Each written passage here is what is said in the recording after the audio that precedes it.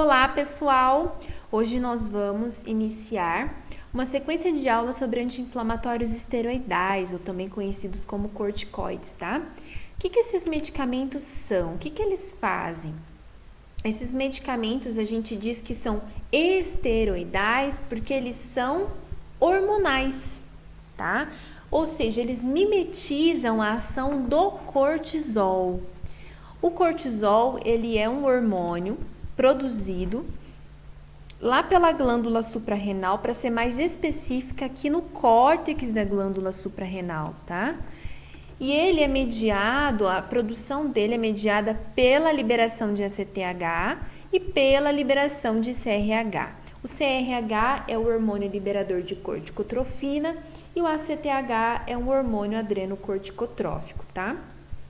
Bom, o CRH, ele é produzido pelo hipotálamo.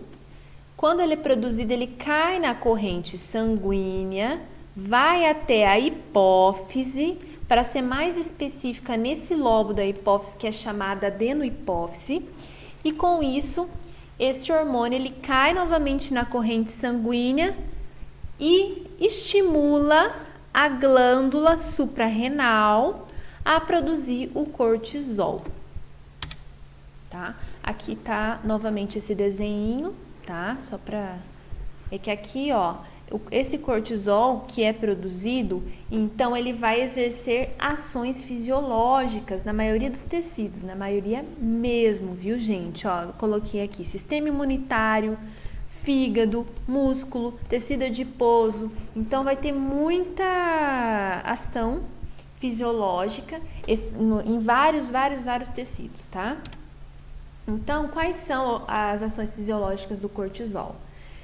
Ele aumenta a glicemia, porque ele antagoniza a ação da insulina e promove uma gliconeogênese, tá? Outra ação é que ele aumenta o catabolismo de proteínas musculares. E com isso tem uma liberação, né, de aminoácidos, e esses aminoácidos eles são usados lá no fígado, pelo fígado, como fonte de energia para a gliconeogênese também, tá?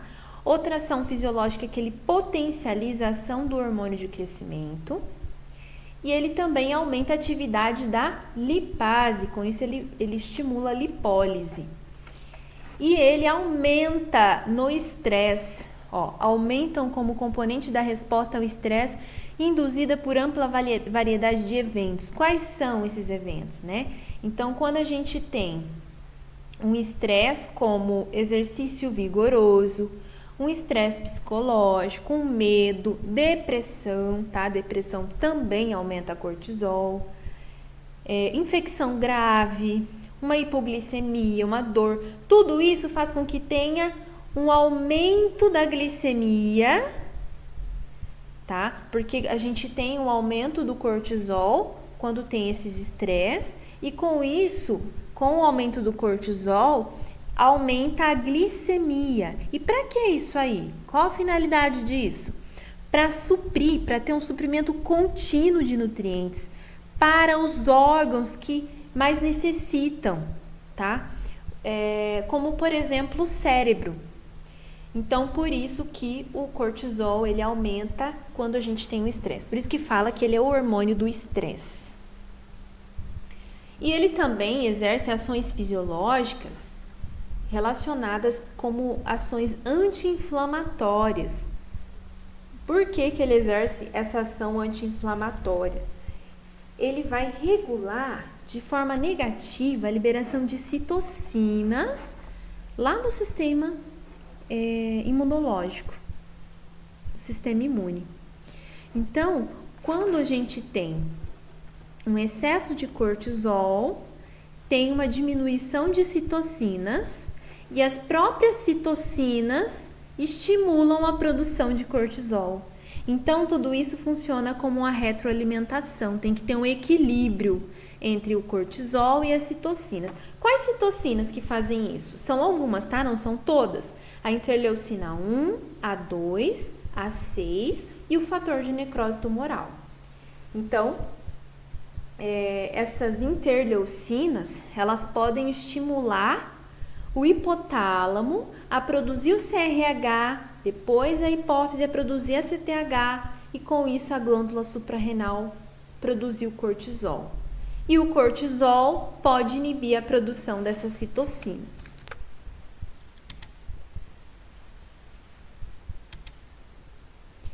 Bom,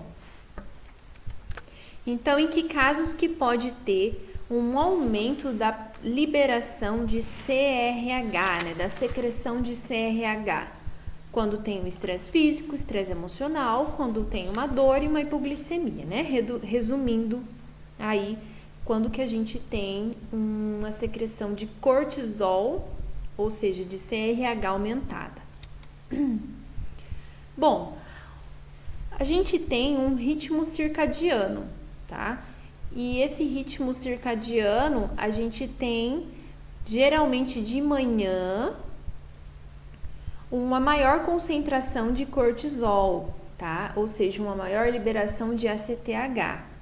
Quando vai chegando a tardezinha e à noite, esse hormônio cai, o cortisol cai, porque o corpo tem que diminuir o cortisol e aumentar a melatonina para a pessoa relaxar e dormir, tá? Porque nesse momento o corpo não precisa de muita energia mais, não precisa de gliconeogênese. Então, nesse momento o corpo ele quer descansar, então o hormônio cortisol ele precisa diminuir à noite. Quando a pessoa está com estresse, ela está apresentando um quadro de estresse altíssimo e ela não consegue dormir à noite, ela apresenta insônia, uma explicação seria isso, porque quando a pessoa ela está com estresse, o cortisol ele está elevado, tá? E com isso a pessoa ela não consegue dormir, não consegue relaxar. Então, gente, vocês viram que o cortisol ele é um hormônio que regula muita coisa no nosso organismo, muita coisa importante, e com isso, esses medicamentos que atuam no cortisol, mimetizando a ação do cortisol, eles são potentes anti-inflamatórios, podem atuar também como antitérmicos, né? Mas eles também podem provocar sérias reações adversas, sérios efeitos colaterais relacionados a essas ações fisiológicas deles aqui, tá bom? Então, qual vai ser o mecanismo de ação dos anti-inflamatórios esteroidais? Os anti-inflamatórios esteroidais, eles vão inibir desde o início lá da cascata do ácido araquidônico, tá? Então, a gente não tem nem produção de ácido araquidônico, porque eles inibem a enzima fosfolipase A2. Com isso, não tem a produção nem do ácido araquidônico. Então, não produz nenhum mediador inflamatório, nenhuma enzima, nem a COX e nem a lipo, e consequentemente, nenhum mediador inflamatório produzido por essas vias, como prostaglandinas, prostaciclinas e tromboxanos. Além disso, esses medicamentos, eles também podem atuar em algumas citocinas, como eu já citei, e com isso também regular, ou na verdade desregular, né, o sistema imunológico. Porém, a gente também não pode falar somente que vai desregular, né, porque assim, os corticoides, eles têm várias indicações clínicas. Deixa eu só achar aqui, ó, vários usos clínicos. E eles não são utilizados somente em doenças inflamatórias. Então, ao atuarem em citocinas, eles vão diminuir, né, essas citocinas e com isso diminui o sistema imunológico, tá? A ação do sistema imunológico. E isso nem sempre é ruim, depende muito da doença, depende muito da indicação, o caso. Então, ó, se ele for um medicamento usado para doença autoimune, é esse efeito que a gente quer, esse efeito na imunidade, tá bom? Em transplantes também, a gente está querendo o efeito imunossupressor dele, tá? E ele também pode ser usado em doença inflamatória crônica, asma, que também é uma doença inflamatória crônica, choque anafilático, que é um tipo de alergia, e alergias que não são responsivas a antihistamínicos, que são antagonistas H1, tá? Então, esses medicamentos, eles são potentes anti-inflamatórios, atuam no sistema imunológico, provocando a imunossupressão, e eles também podem ser usados na gravidez, quando a gente pode ter, né, um risco de uma síndrome respiratória aguda do recém-nascido. O que seria isso? O bebê, se ele nasce prematuro, ele não vai ter a produção de surfactante suficiente para quando ele nascer. O surfactante ele é importante para as trocas gasosas, tá? E com isso, o bebê ele não consegue respirar direito quando ele nasce. E fica roxinho e daí é perigoso ir a óbito. E no hospital, às vezes, depende muito o grau, o médico tem que administrar o próprio surfactante, tá? E quando a mãe ela tá grávida e o médico suspeita de um parto prematuro, aí o médico ele pode prescrever o corticoide injetável para a mãe, para estimular a produção desse surfactante. E quando o bebê nascer, ter produção de surfactante o suficiente para ele não desenvolver essa síndrome respiratória aguda do recém-nascido, tá bom? Geralmente os médicos eles prescrevem a Celestone Soluspam. É um corticoide, ela na composição dela contém betametasona. Mas, gente, uma dúvida que geralmente surge, né, que os alunos me perguntam, mas afinal, professor, o que vai diferenciar o anti-inflamatório não esteroidal, que é o que vocês já estudaram anteriormente, de um anti-inflamatório esteroidal, que é o que a gente está falando agora? Gente, na verdade, eles são medicamentos totalmente distintos, tá? Em comum, o que eles têm em comum? Somente a inibição dos eicosanoides lá, que são os mediadores produzidos pela via COX, tá? Somente isso em comum. Os corticoides, eles têm uma ação muito mais ampla como anti-inflamatórios. Eles são muito mais potentes como anti-inflamatórios e, além disso, atuam no sistema imune, tá? Então, eles são medicamentos utilizados para qualquer doença inflamatória, para alergias que não responderam ao anti-histamínico. Então, assim, eles são mais potentes que os anti-inflamatórios, isso é fato.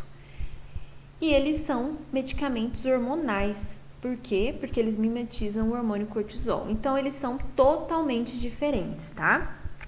Um anti-inflamatório não esteroidal, aí ele já vai servir mais para uma dor, né? Ele atua como analgésico, para uma febre e para inflamação também, tá? Só que o anti-inflamatório esteroidal, aí além dessas ações, porque ele também serve para dor, para febre, para inflamação, mas ele é mais potente ainda. E além disso, ele serve para doenças autoimunes e as síndromes respiratórias, tá? Aí vocês me perguntam, tô sentindo que vocês estão me perguntando, professora, quais são esses corticoides? Quais os nomes quais os corticoides que estão aí no mercado? Bom, tem vários, tá, gente? Eu fiz essa tabelinha, que essa tabelinha eu acho bem bacana, que ela traz a relação da potência anti-inflamatória desse medicamento quando comparado ao cortisol endógeno e ao efeito mineralocorticoide. Então, ó, a hidrocortisona, vocês podem ver que ela é a que mais se aproxima ao cortisol endógeno, porque ela é uma vez mais potente só que o cortisol endógeno e o efeito mineralocorticoide é também. Ela tem uma ação curta, ou seja, o efeito dela dura menos que 12 horas. Depois a gente tem os de ação intermediária, que o efeito dura de 18 a 36 horas. Então, esses aqui, ó, prednisona, prednisolona e triancinolona. E esses medicamentos, eles têm uma potência de 4 a 5 vezes mais potente, eles são 4 a 5 vezes mais potentes que o cortisol endógeno. E o efeito mineralocorticoide é baixo, bem baixo. E isso é muito bom, né? Depois tem os de ação prolongada, que o efeito dura de 36 a 54 horas, que é a betametasona e a dexametasona. Esses são os mais potentes mesmo. Então, olha só a potência anti-inflamatória deles, de 18 a 30 vezes mais potente. A ação, o efeito mineralocorticoide deles são baixas também, menos que 0,01, tá? E, então, gente, vocês podem ver que a betametasona e a dexametasona, eles são os mais potentes anti-inflamatórios exógenos, sintéticos, tá? E, consequentemente, eles provocam mais efeitos colaterais. E, por esse motivo, eles não são utilizados a longo prazo. Sempre que o medicamento corticoide, ele precisa ser utilizado a longo prazo, o médico ele vai passar ou a prednisona ou a prednisolona. Qual a diferença entre a prednisona e a prednisolona? A prednisona, ela é um profármaco, ou seja, ela é administrada na sua forma inativa. Depois que ela sofre a biotransformação hepática, ela se transforma em prednisolona, que é a forma ativa desse medicamento. Então, gente, essa é a diferença entre prednisona e prednisolona. Então, no mercado tem essas duas formas aqui, a prednisona ou a prednisolona, tá? Então, a prednisolona é a forma ativa e a prednisolona é a forma inativa do medicamento.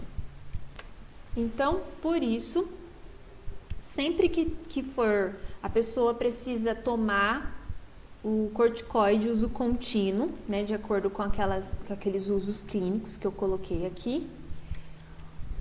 A prednisona e a prednisolona são mais utilizadas em uso crônico, tá? A betametasona e a dexametasona, não. Aí a indicação, esses medicamentos devem ser utilizados por 7 a 10 dias no máximo. Porque esses medicamentos, além de serem muito mais potentes que o próprio cortisol endógeno, com isso eles vão provocar mais efeitos colaterais, tá? Gente, então a aula de hoje é isso aí, tá? Depois eu vou continuar, tem mais coisas para falar e daí eu continuo, porque tem bastante coisinha sobre anti-inflamatórios esteroidais. Vou passar uma lista de exercícios para vocês fazerem e eu queria que vocês fizessem esses exercícios para depois a gente fazer a discussão desses exercícios igual eu fiz com os anti-inflamatórios não esteroidais, tá bom?